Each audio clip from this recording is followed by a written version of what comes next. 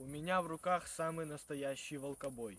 Чтобы вы понимали, это очень опасное оружие, которое поможет вам срабатывать любую животину. Например, смотрим ситуацию. Стоишь, что-то еблом щелкаешь, да? И слышишь, что-то там кора трещит. А это, скорее всего, белка, которая больная беженством и хочет прокусить себе еремную вену. То есть сонную артерию.